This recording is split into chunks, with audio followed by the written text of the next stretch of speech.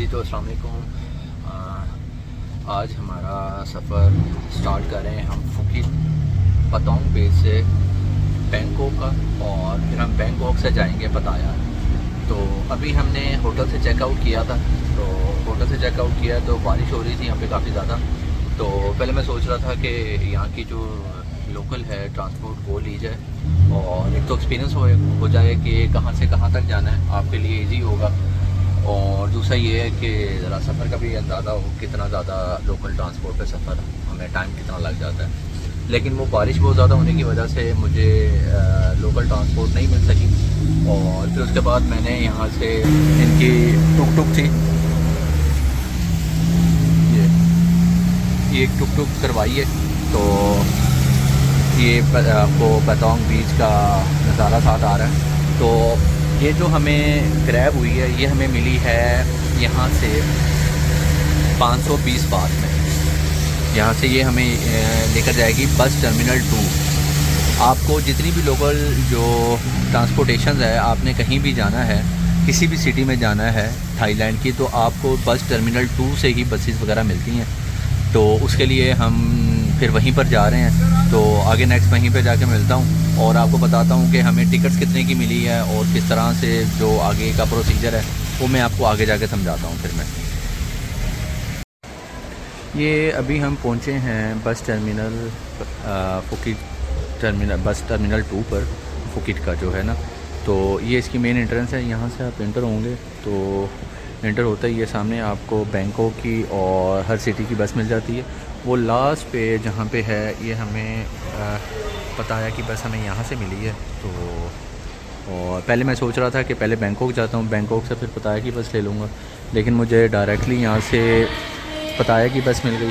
तो फिर मैंने सोचा कि क्यों फिर बैंकॉक जाया जाए और वहाँ रुका जाए, डायरेक्टली हमें पताया ही जाना चाहिए। तो फिर मैंने डायरेक्टली बस पताया की ले ली है। तो ये अभी 3 बजे निकलेगी यहाँ से बस, और देखो अब कितनी देर में पहुँचती है। मेरे ख्याल में 18-20 घंटे तो लगेंगे यहाँ से हमें बाई बस। और ये है कि मैं थोड़ा टाइम से आ गया था, तो मुझे यहाँ पे सीट नंबर 1 मिल गई है। और 1 नंबर सीट का फ़ायदा ये है कि आपकी लेग वगैरह जो है ना आगे वो सही से ओपन हो जाती हैं। तो बाकी ये टर्मिनल्स लगे हुए हैं यहाँ पे, आप टिकट जब परचेज़ करने लगें तो आपको आइडिया हो जाएगा कि आपको कहाँ से सीट वगैरह लेनी है। तो थोड़ी बहुत इनको इंग्लिश वगैरह आ रही होती है तो अंडरस्टैंड कर लेते हैं ये लोग। चलो बाकी अभी हमारा वेट है, अभी 2 बजे हैं तकरीबन, और 3 बजे का हमारा बस का टाइम है। तो जैसे ही बस आती है तो फिर मैं आपसे मिलता हूँ दोबारा। जी तो 3 बजे का टाइम था बस का, और ये देखें मेंशन हुआ, ये हमारा प्लेटफॉर्म था और यहाँ पताया की बस आनी थी, और फाइनली ये बस आ गई है। और डबल डेकर टाइप इनकी बसेज हैं, और ये हमारा लगेज है और एक शोल्डर बैग है हमने पहना हुआ है। और बस तो यहाँ पे अभी लगेज रखवाते हैं।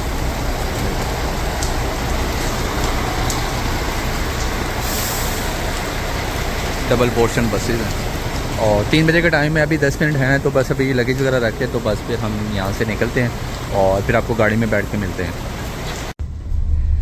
सो फाइनली हम गाड़ी के अंदर बैठ गए हैं, और हमारा अपर डेक था और मैंने 1 नंबर सीट ली थी। तो हमारा ये फ्रंट है, तो मतलब ड्राइवरलेस बस हो रही है। ये फील ऐसे ही हो रहा है कि बगैर ड्राइवर के हम जा रहे हैं यहाँ से। बैठे नहीं हैं सारे, तो जैसे बैठते हैं तो फिर आगे निकलेंगे। मेरे ख्याल में ज़्यादा पैसेंजर्स नहीं हैं इसके, यहाँ से फुकीट से पताया के मैं भी रास्ते में कुछ स्टॉप्स करेगी और वहाँ से अपने पैसेंजर जो हैं जो पताया के लिए होंगे वो यहाँ पिक करेगी। अभी बस 3 बजने वाले हैं तो बस पे निकलते हैं। ये देखें फुकीट तो पताया।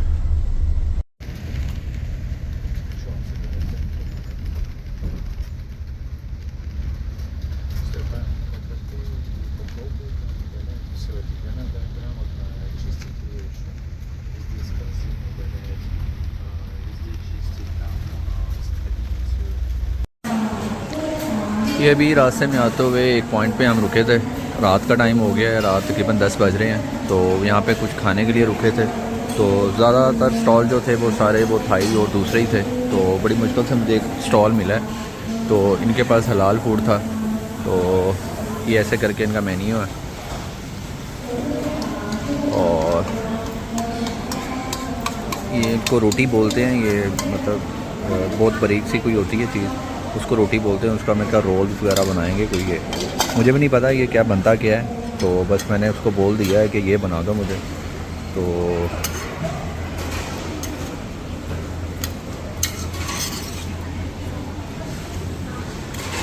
ये और भी आगे कुछ हलाल वाले लगे हुए हैं स्टॉल, ये वाले, इनके पास हलाल कुजीन था।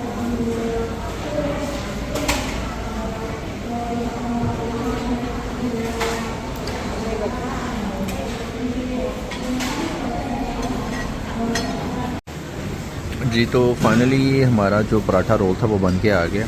उस स्टफिंग जो थी उन्होंने इसके अंदर कर दी, और एक साथ में हमने चाय ली थी, और ये सैलड होती है इनकी कॉम्प्लीमेंट्री साथ।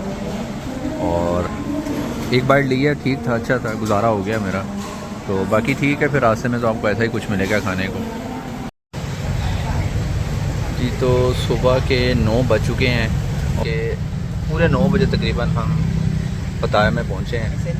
तो थक गए हैं, सारी रात का ट्रैवल था, लेकिन चलो सुबह सुबह अर्ली मॉर्निंग पहुँच गए हैं। यहाँ से हमने लोकल बस ली थी, तो उस पर अभी हम जा रहे हैं पताया बीच पर, जो वॉकिंग स्ट्रीट है उसके पास में हमने होटल लिया अपना। तो अब चलते हैं वहीं पर ही, तो फिर वहीं जाके मिलते हैं आपको।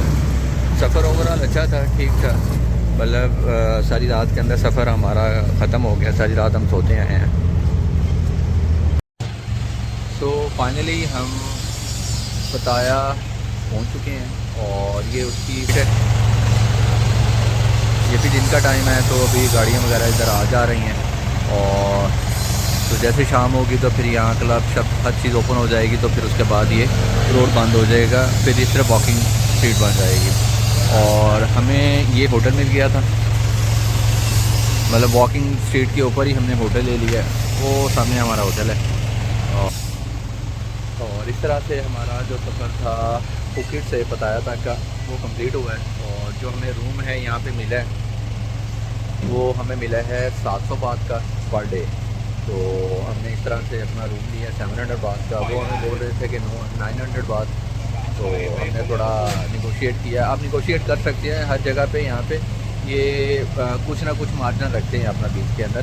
तो अगर इन्होंने मतलब 1000 बात मांगा है, तो इसमें इनके उन्होंने 700-800 के अंदर आपको देना है। मतलब आप थोड़ा सा इनके साथ मार्जिन वगैरह करें तो ये कर लेते हैं, मतलब 100-200 बात छोड़ते हैं। तो मैंने भी उसी तरह से, इन्होंने मुझसे 900 मांगा, तो फिर 700 में हमारी डील डन हुई। और इस तरह से हमने अपना होटल ले लिया। होटल ठीक है, एसी वगैरह लगा हुआ है, गर्म पानी है, हर चीज़ है जो मतलब हमें चाहिए, ज़रूरी वो चीज़ें सब कुछ है इसके अंदर ऐड है। और बाकी शाम का यहाँ का व्यू बड़ा मज़ेदार होगा। तो बाकी फिर आपको मिलते हैं